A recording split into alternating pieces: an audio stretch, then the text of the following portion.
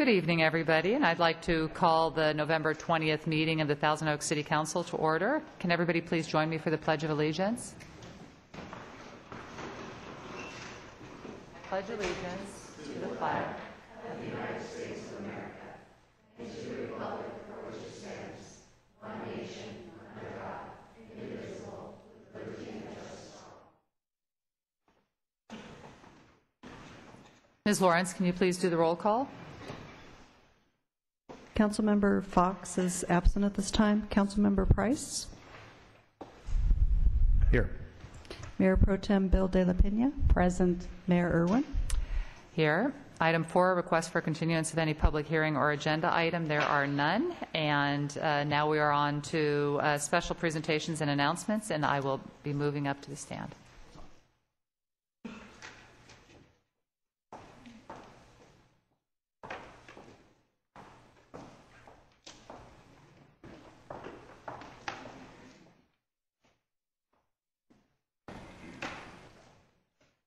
All right, I would like to introduce Liz Harlicker, mock trial coach for Lorena High School. Oh, I'm sorry. I'd like to introduce Sister Lisa of Lorena High School. Sister Lisa, we are delighted to have you here again. Last year, Lorena's mock trial came to the City Council after winning their first World Championship. Well, they've done it again. In October, at the Empire City Mock Trial Invitational in New York, this impressive team became the 2012 Mock Trial World Champions. Can we give them a big round of applause for that?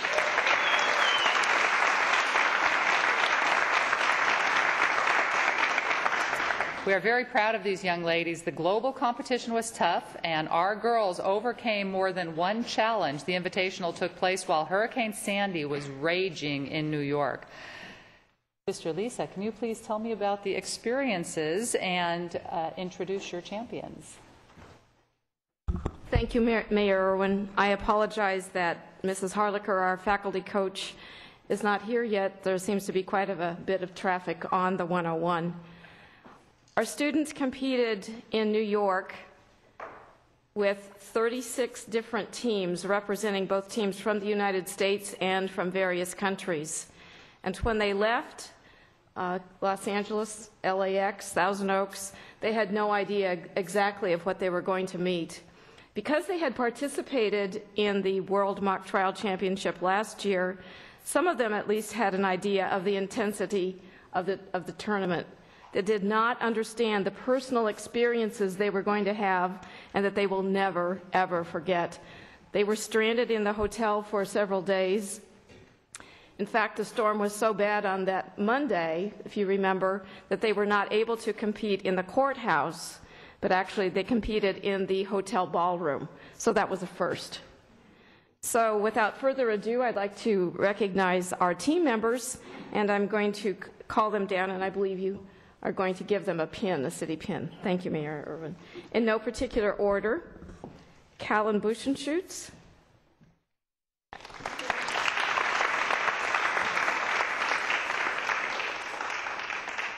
Edie Sussman,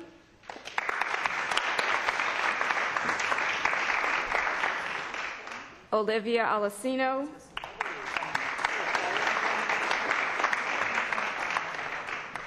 Elizabeth Reibel,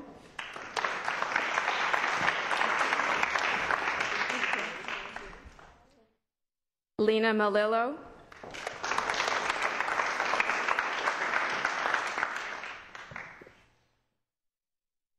Nisha Srinivasa,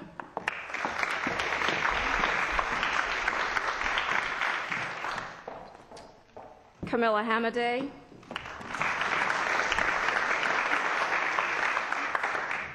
Genesis Sandoval,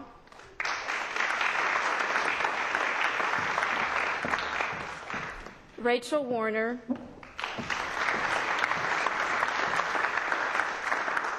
Allie Zlackett,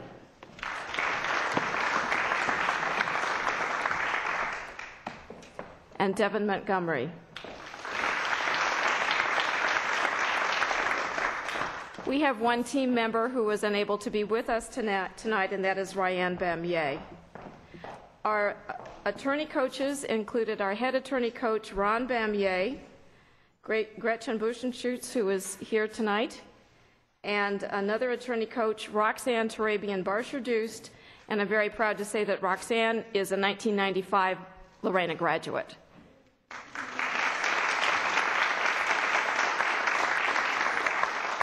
We are very, very proud of these girls because as Councilmember Fox said in a student assembly today, he said it's one thing to be a world champion if you're an individual world champion, but to do it as a team is that much the stronger because it indicates that you can really, really work together. And that's certainly something that we can be very proud of for these young ladies. They not only learn the intricacies of a legal case, they're able to stand on their feet, think quickly, do something most teenagers can't do, namely argue, and make it sound very professional and sophisticated. So we are deeply grateful to these students for putting in so much time and effort, to their coaches, certainly to their parents, because I'm sure that periodically the parents would like to say, objection, you're badgering the parent rather than the witness. So congratulations, and thank you once again, Mayor Irwin and City Council members, for giving us this opportunity to showcase these outstanding young ladies of Lorena High School. But I'm going to post-present with it. And we are going to take a picture with the entire council, but first I would like to present Sister Lisa accommodation in honor of Lorena High School mock trial team. And this is on behalf of the entire City Council. We are all very proud of you young women. And we're going to be up there for a picture. Here is the accommodation. Thank you so much. And we'll have you stand right around.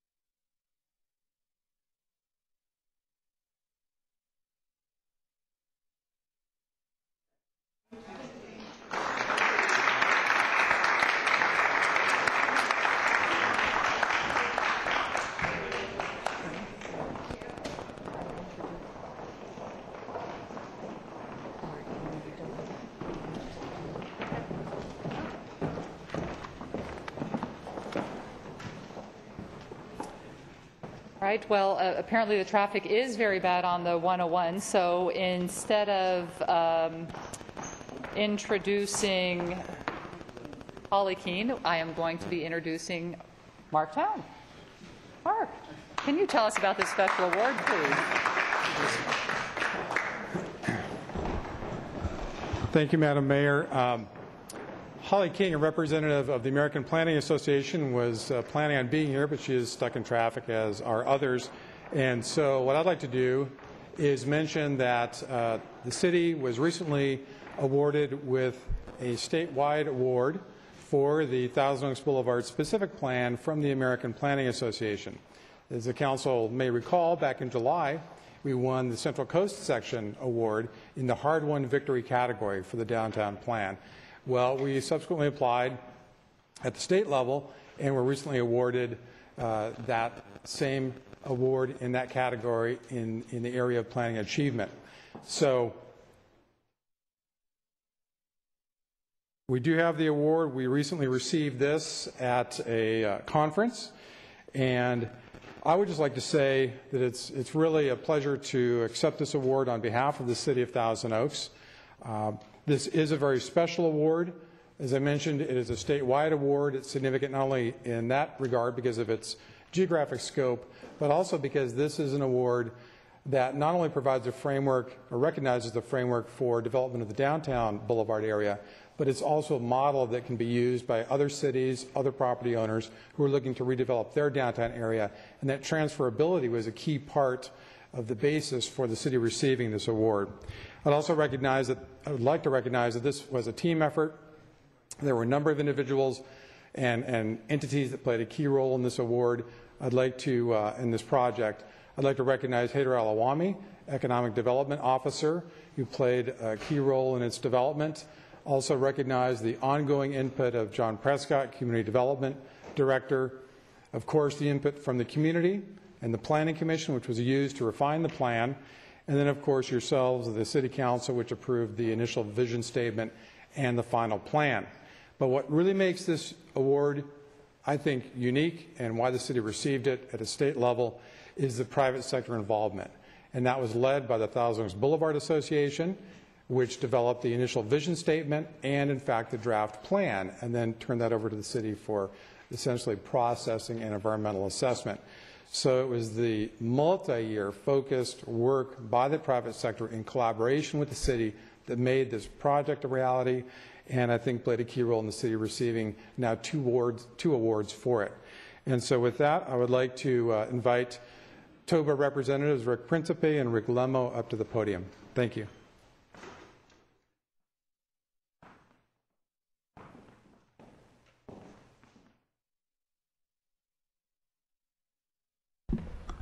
Good evening, Mayor and council members, as well as city staff. My name is Rick Lemo. I'm from Newbury Park, and I am the current president of the Thousand Oaks Boulevard Association.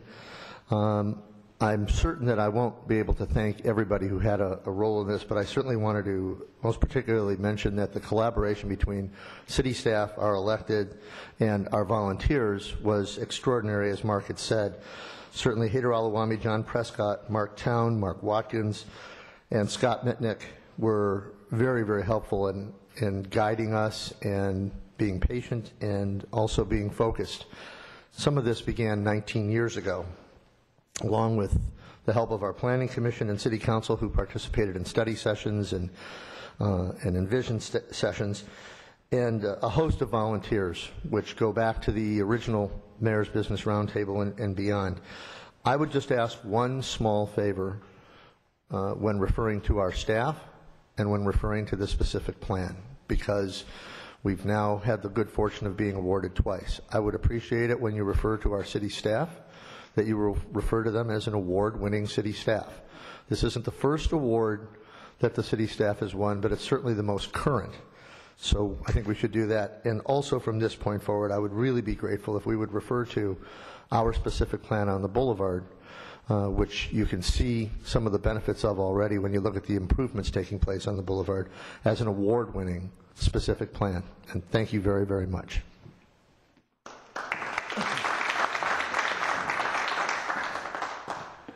Thank you, Rick. I'm Rick Principe. I'm chairman of the Building Improvement District. And again, I want to reiterate what Rick said.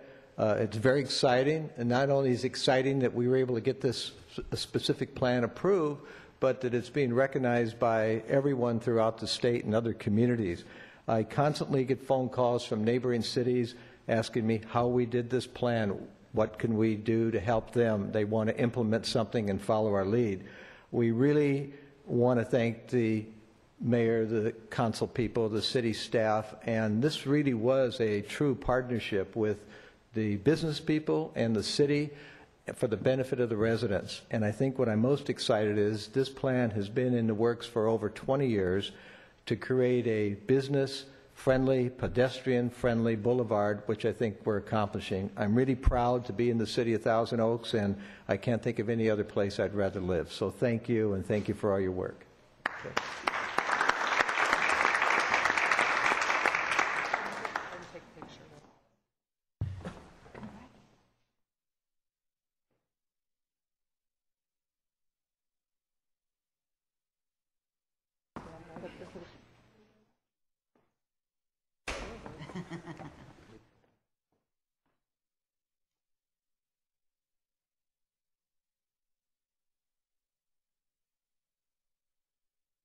Award-winning staff.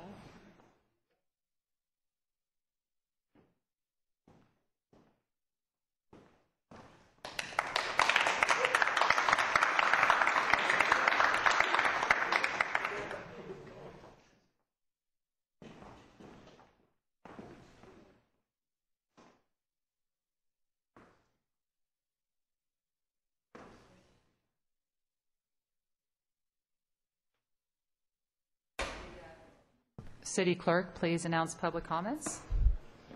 This is the time and place for public comments. A speaker card is available for those wishing to address the City Council regarding items on the agenda or on a subject within the city's jurisdiction. All remarks should be addressed to the council as a whole, and all documents for City Council and the official city record should be presented to the City Clerk prior to speaking. Speakers are requested to state their name and community of residence for the record.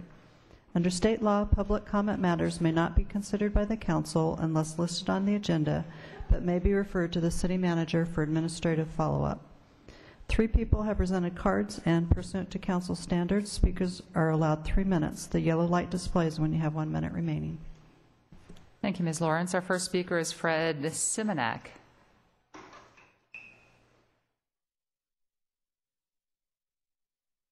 Good evening. Good evening. Good evening, Council. Name's Fred Simonak, a resident of Thousand Oaks, and also owner of Thousand Oaks Indoor RV Storage. For the past 11 years, I've been trying to locate a suitable property for the much-needed outside storage of our residents' recreational vehicles. And during these 11 years, I've had on and off discussions with both city and school district regarding potential sites. A likely candidate for RV storage has always been this district site on Caneo Center Drive. But for various reasons over the years, the timing has not been right to develop that property for the district. In November of last year, I was one of the 2 interested developers of the property when it was put up for sale by the school district through a public RFP process. The winning bidder, Mr. Miller, proposed a purchase price of $4 million for the parcel. Certainly an eye-opening amount of money by anyone's estimation, but certainly exorbitant by the standards of RV storage.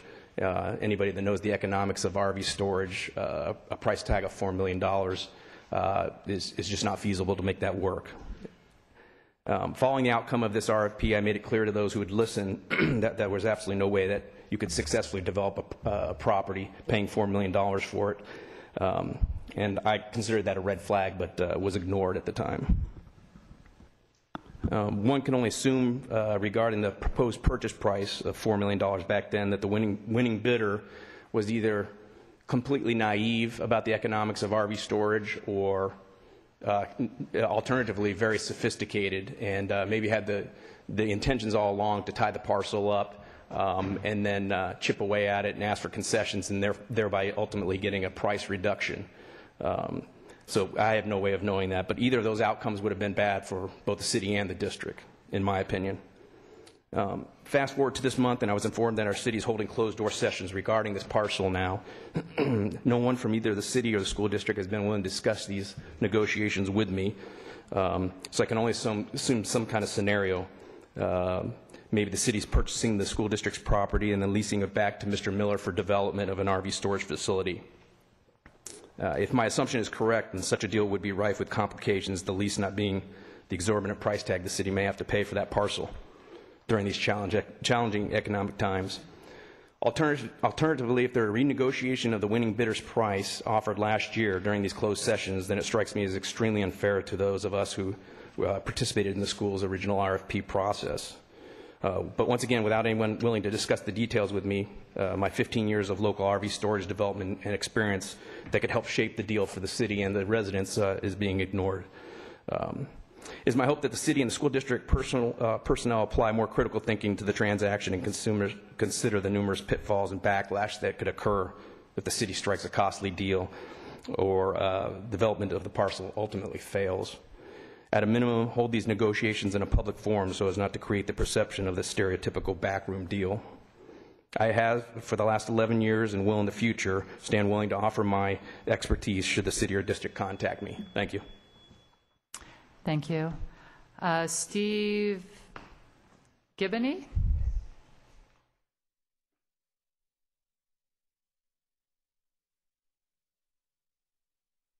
Good evening. Good evening. I am Steve Gibney, and I live here in Thousand Oaks. I'm here to tell all of you that we are in trouble. Please listen to my warning. In just a minute, I'm going to list 27 things that everyone in this room, plus those at home, need to look up. They affect residents of Thousand Oaks, plus the rest of America. Please write them all down when you watch it at home, when it airs on television, and Google them. Do it. You are all being manipulated so that world government can be fully set up and then the U.S. will be no more. As cities and towns suffer from the planned economic shutdown, city budgets dry up and grants are awarded, but with strings attached. Strings like sustainable development, which is a horrific tool of UN Agenda 21, which I've spoken about here at the City Council meeting before.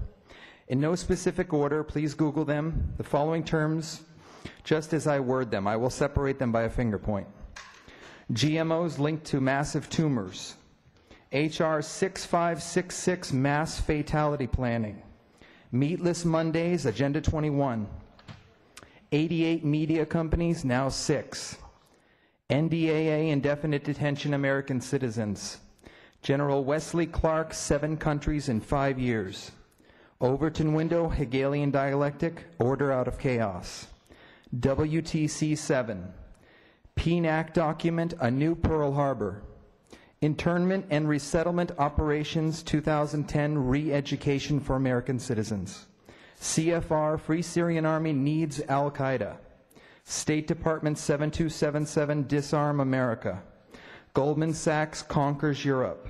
San Diego car washing prison, Agenda 21. Ecoscience, John P. Holdren, Agenda 21. 30,000 drones in America by 2020. Aspartame from E. coli bacteria. And now for World Government, Financial Times, 1.6 billion bullets bought by DHS. Grace Report, Federal Reserve. Creature from Jekyll Island. Global warming swindle. World needs 100 trillion more credit tax. Underwear bombers, State Department Kennedy. California high-speed rail, Agenda 21. Mercury and high fructose corn syrup. TSA at high school prom. We need to organize locally because government has been bought and paid for. They are of no help anymore. You are the resistance to enslavement, so stop being naive. The globalists are out starting unconstitutional wars as a smokescreen to distract the public away from the planned economic implosion currently happening so that they can consolidate power. It's up to you. The globalist goal is to bankrupt every American citizen so that you can be controlled and then the world can be rapidly be depopulated. Do the research now and get this info out to everyone you know. Thank you, Mr. Giboney. Our last speaker is Mr. Kidwai.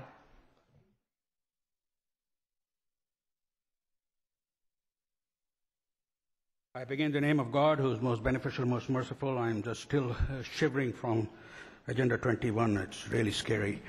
I begin in the name of God, who is most beneficial, most merciful. My name is Nick Kidwai. I'm a resident of Newbury Park and Director of Concerned Citizens of Thousand Oaks.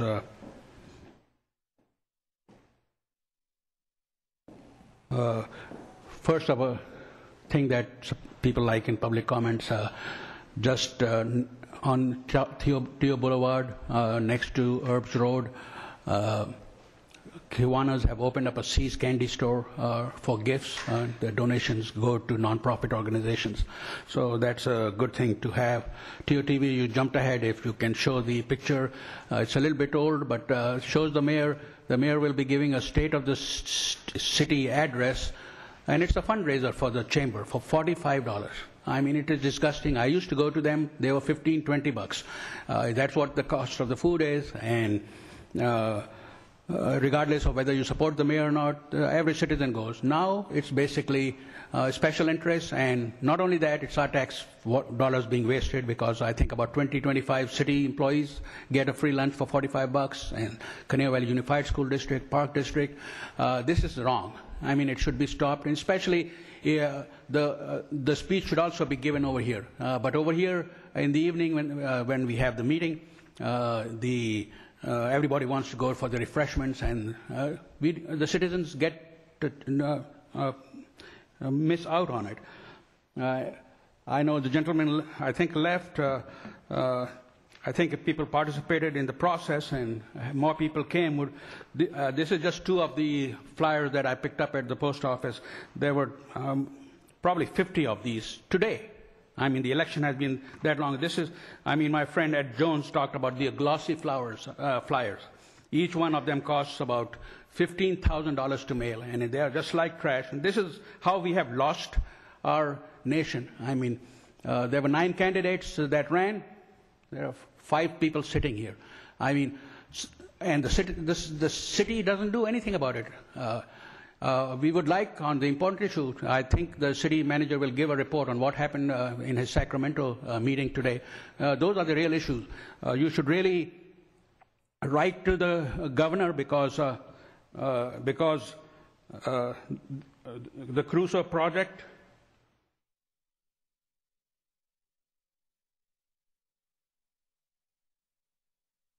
that's the fax number, if you can show that for the governor, 916-558-3160. Just a simple fax that the 2 lots that were purchased next door should be, the money should go back to the state, as well as the Crusoe project should be wound down. Thank you for letting me speak. Thank you, Mr. Kidwai. And then we do have one more speaker, Holly King. Finally got through our traffic.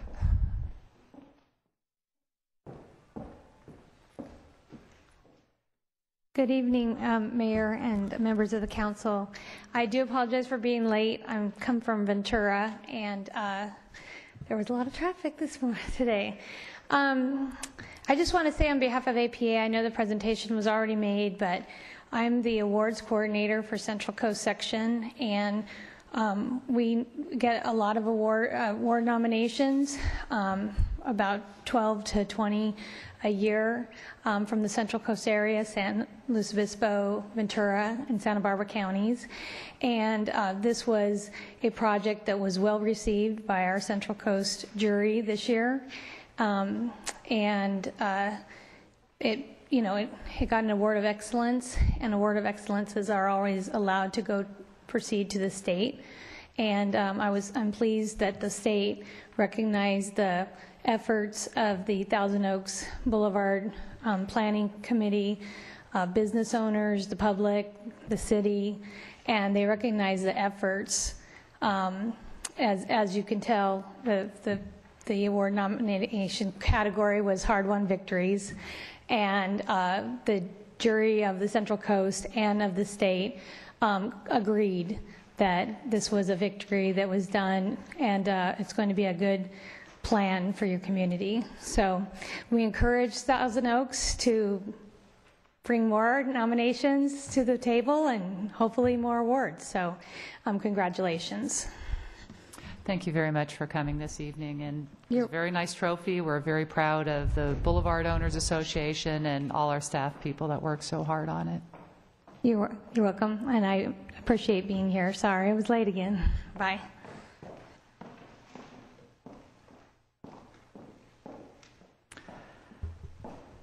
Madam Mayor? That was me. Yes. That was me. Oh, yes. Mr. Price. Thank you. I'd like to ask, because there's been some public comment in the past about the manner in which our public comments are listed in our minutes. I'm wondering if I could ask the city manager if there's some reason that we do it that way, or is there some way that we can take a look at perhaps why it's done that way and maybe make some change to it. Okay, Madam Mayor, members of the council, the way we do minutes here in Thousand Oaks, it's in line with industry standard and how many cities throughout the state do it. But I'll tell you what, if I heard the question right, what we can do, so we could take a look at how the other municipalities deal with minutes in Ventura County, and I could do a report back to council and share that information with you, and then if there's interest to make any changes, that could be council's prerogative. So I'd be happy to report back. I'd like that. I know that specifically Mr. Kidwai always brings up the fact that our minutes don't reflect whether or not the person is speaking positively or in opposition to some things, and I'm just wondering if there's some reason that we couldn't include that information, because I think it would be helpful to anybody who picks those up and reads them. So I would appreciate that. Yeah, Madam Mayor, members of the council, we can certainly do that. We do indicate when there are hearings if it's pro or con, again, kind of complying with the industry standard. But we'll explain how we do it and why we do it and what the other cities do, and then you can take a look and see. Okay, and we'll work with the city clerk. She'll note that in the follow-up. Okay, so we are on the consent calendar. Any items? Did you say yes, Ms. Bildmopina? Okay. Thank you. I wanted to pull item 7K, which deals with our defined benefit plan.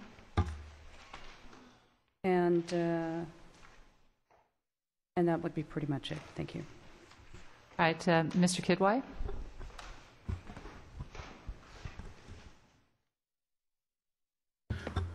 Nick Kidwai, resident of Newbury Park. First of all, I'd like to thank the council member for bringing up the issue of the minutes, even though there were no minutes today. I just want to say I met two council members yesterday regarding appointment to the Culture Commission, and their minutes are also are right, the way they used to be over here. So it's just the City Council and a couple of agency departments that are suffering this paranoia. Regarding the consent calendar, number K, appropriations for PARs for part-time hourly benefits. I don't know if this is what is in the green packet about the pension consultant. I'm disappointed that new council member will be taking a seat very shortly, and one of the reasons I supported him and a lot of people supported him because he was going to change the pension game in the city. In fact, I didn't get a chance, and you do not allow direct comments on the closed session, but the city manager and city attorney's contract is being discussed under closed comments, and it's not on the consent calendar as to what is going to be discussed. Perhaps this is the reason that the gentleman talked about the loss of the country. And that brings me to number I, which is the security for this building. And I mean, I don't know what these people are talking about, but this is what is destroying the country. I mean, look at this. Paper. It's not paper. This is, you're looking at that thousands of dollars of unnecessary wastage of energy, of resources. This is the specifications for the security upgrades for this building. And who does this building belong to? Us, we the people. Why? Who's going to attack it? I mean, maybe Al-Qaeda might do it, some of them, but who is this protecting, and why do we need to spend this? I mean, look at these diagrams and upgrades by architects. No wonder, I mean, we are losing. I mean, my family is from India, and India is becoming a superpower in China. And this is why we don't have jobs. And this is why I'm glad that Mr. Price at least is starting to talk up. I mean, these are the kind of issues that you are supposed to be there. Stop this wastage of money, because, and then we have these people come up that, oh, the red light, I got carried away. Thank you. Thank you, Mr. Kidwai. Like to?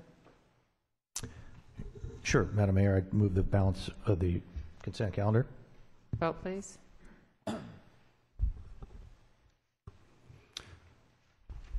Motion carries 3-0 with Councilmember Fox absent. Mayor Pro Tem. Thank you. The item 7K deals with a transfer of the hourly employee retirement plan and defined benefit plan, and basically for the public's sake, which does not go online on a regular basis to click on various items to read the staff report. I was wondering if you could just in layman's terms explain exactly why the city is eliminating or terminating the contract that we currently have and is now looking to hire a consultant basically to help us through this pension process. All right. Good evening, Council.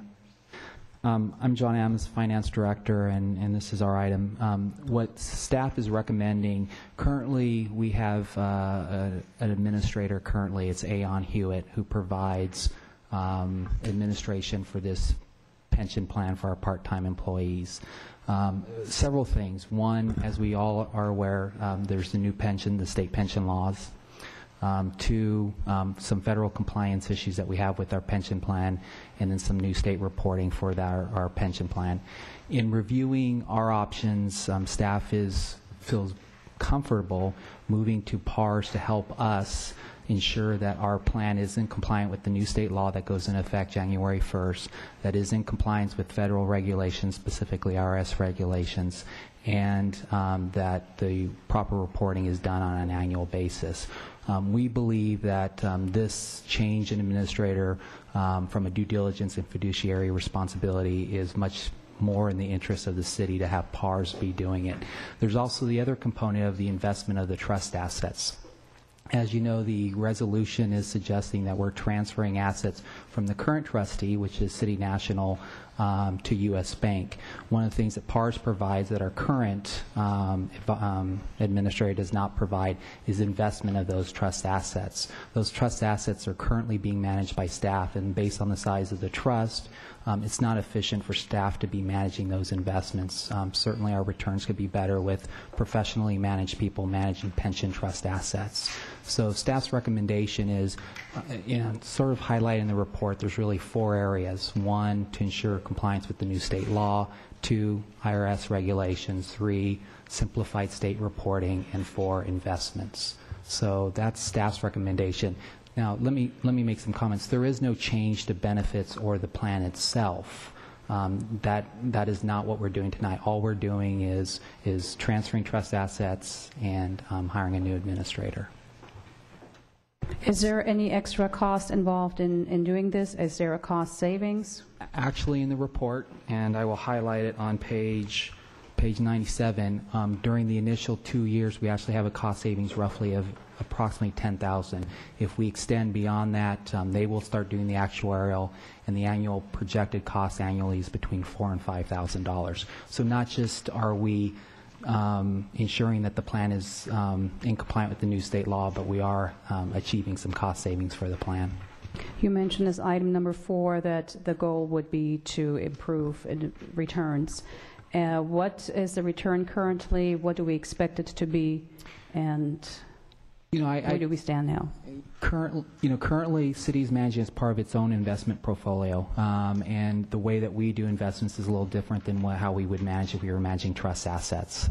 Currently, the returns, I believe, last year was just under 2%. If you look at some of the investment options with Highmark, who is their investment advisors, it ranged between 4% and 6%. So that certainly is a better return for those trust assets. Now, as far as the assets, we're talking under $2 million. And if you remember, the city's managing $250 million. So it's very hard to concentrate on those assets and to have the diversity that we can get through Highmark and PARS.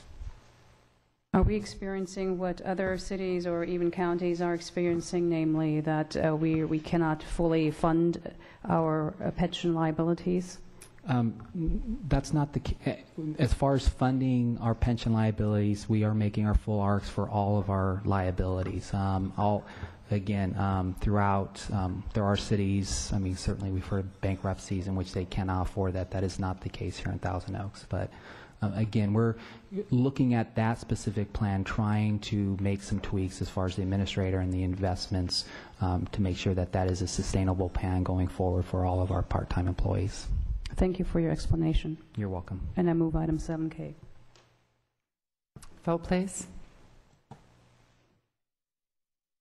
Motion carries 4-0.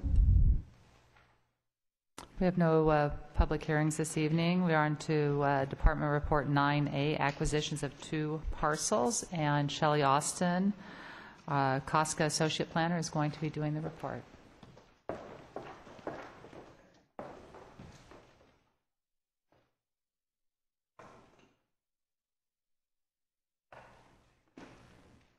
Good evening, Ms. Austin.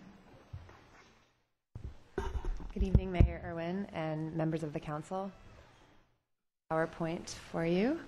The item for your consideration this evening is the proposed acquisition of 2 parcels next to the Skyline open space for preservation as open space. They're located at the southern terminus of Fairview Road. In 2002, the council authorized staff to obtain appraisals and negotiate purchases of priority open space parcels. In May of 2012, staff sent letters to property owners of parcels on the priority list for acquisition. As a result of those letters, Staff was contacted by 2 owners of properties next to the Skyline open space. Both parcels are about 0.27 acres in size. Staff obtained an appraisal for one of the parcels, and since the other parcel is similar in size and location, it would likely appraise at the same price. The parcels are located southwest of Willow Lane and Fairview Road. They're south of the 101 freeway and visible from the freeway. And they're also south of a city water tank, which you can see on this aerial photo, which shows both of the parcels. They support coastal sage, chaparral, and oak tree habitat. And they're identified as top priority areas for open space preservation in the 2009 list of areas for potential purchase as open space. And the Skyline open space area overall is identified as a top priority area. Both parcels abut Costco-owned open space. As you can see on this map, they're both next to the green colored open space parcels.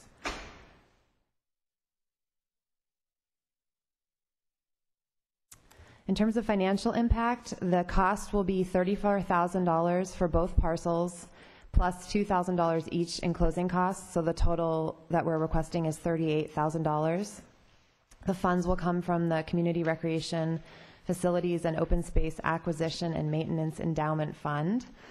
And this is a fund that's dedicated for open space and recreation related purposes only.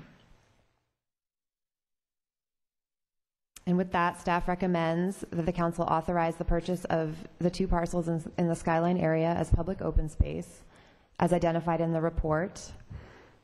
Number 2, the council approve the budget appropriation and expenditure of $38,000.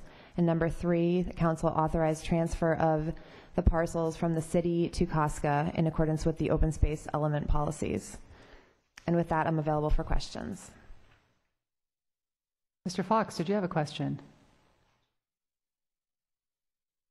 No, not a question, just a statement more than anything else. Is in times when financial difficulties are tough and cities are making tough choices, this endowment fund, which council set up a number of years ago, was done precisely for this. And if I'm not mistaken, this is the fund that basically we put into when we have sufficient resources. Correct. Right, and I think it was $100,000 a year, but that was subject to, that's what Mr. Prescott's nodding. Correct. And because we haven't used it, we've accumulated $1.5 million. And that's kind of the forward thinking that the city has looked at with respect to our priorities in terms of purchasing open space. If we just had done this on a piecemeal basis, I think it's fair to say we wouldn't have the dollars to buy some of these smaller parcels or even the larger ones. So good job by staff negotiating our disagreement. Thank you. Mayor Pro Tem. Thank you. Good evening. I just had questions. I think the photo, the aerial photo, which we saw may be a little dated. Are the 2 parcels, besides abutting Costco open space, are there any homes next to them? No. There are no homes. No okay. homes. One parcel was appraised at $17,000. How much was the appraisal?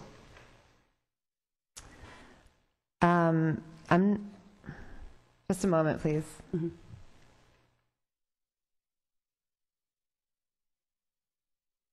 The appraised price was $17,500. No, how much was the actual cost of the cost of the appraisal, the document? Oh, I believe it was about $1,200. Okay. And it was appraised at 17.2, as you said? 17.5. 17.5, I'm sorry, 17.5, okay. All right. But this is considered land which is difficult to develop? Correct. Because of access to water and whatnot, other utilities and whatnot, correct? Correct. Are these 2 owners, had they tried to submit applications before for development to the city? I recall there were a couple that tried and it didn't work out. I don't believe these 2 submitted applications to develop. Mm-hmm. They were both thrilled to receive our letters and were excited to sell as open space. I got the impression from both that they have owned these parcels for a really long time. They were bought by previous family members, and they just sort of inherited them. So, okay, so it seems that it is a fair market value, basically, for that land. Okay. I agree also with my colleague that obviously the city did have, thankfully the city had the vision to establish an endowment fund. But correct me if I'm wrong, are we continuing to fund it? Because I think we stopped funding it about 3 or 4 years ago.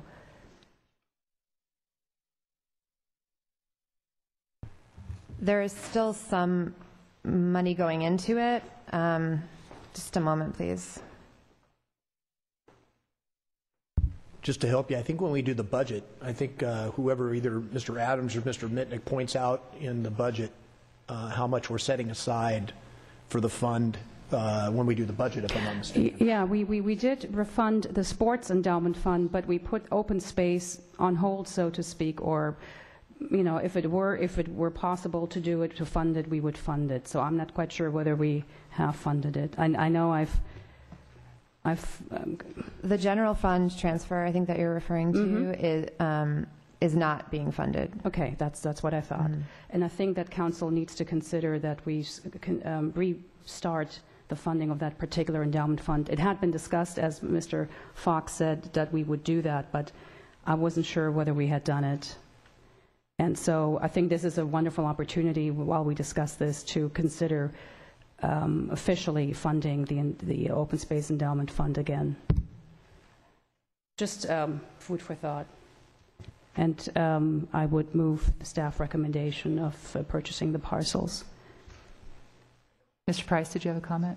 Actually, Councilmember Fox answered my questions. All right. Thank you. Any, we have one public speaker, Mr. Kidwai.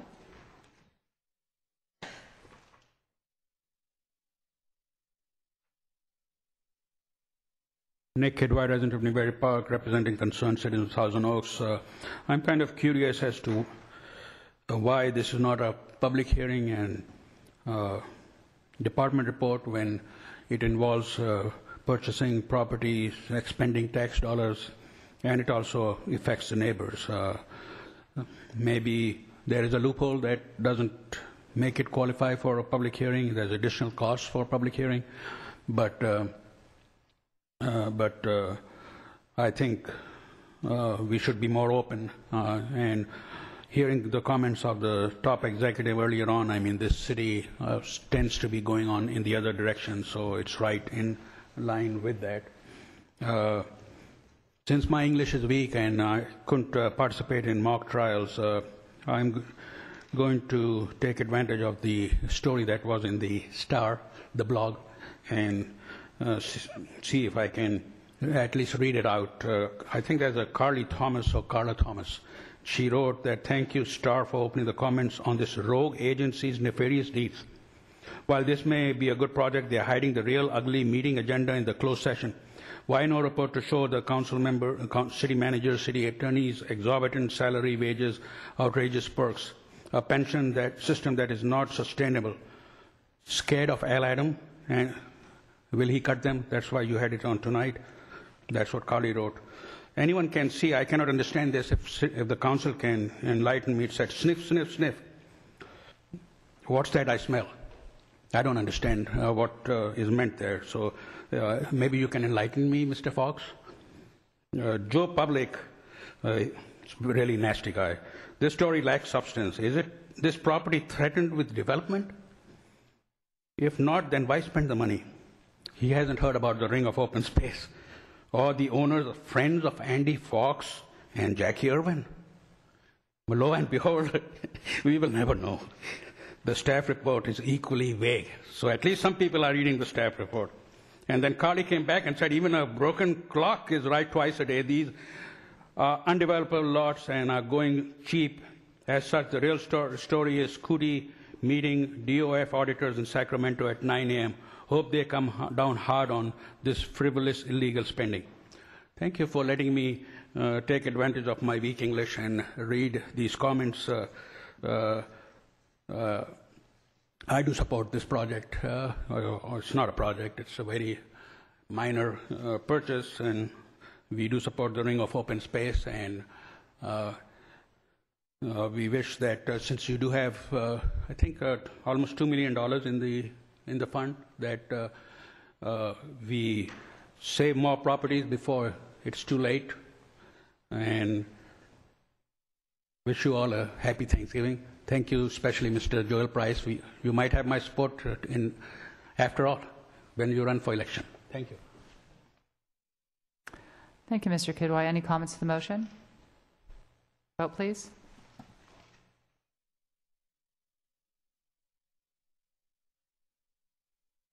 Motion carries 4-0. Item 10, Committee, Commission, Board reports. There are none. Item 11, City Council Successor Agency to Thousand Oaks Redevelopment Agency reports. There are none. Council issues recommendations. There are none. City Manager. Madam Mayor, members of the council, nothing by way of follow-up. We did hear somebody make reference to the meet and confer meeting that took place earlier today in Sacramento on the redevelopment agency or redevelopment successor agency meeting that was held. The city the city was represented at the meeting by Mayor Irwin, myself, Chris Norman, our assistant city attorney, Susan Murata on behalf of all the auto dealers here in Thousand Oaks, and representatives from Senator Fran Pavley and Assemblymember Jeff Gorell's office. I think I got them all.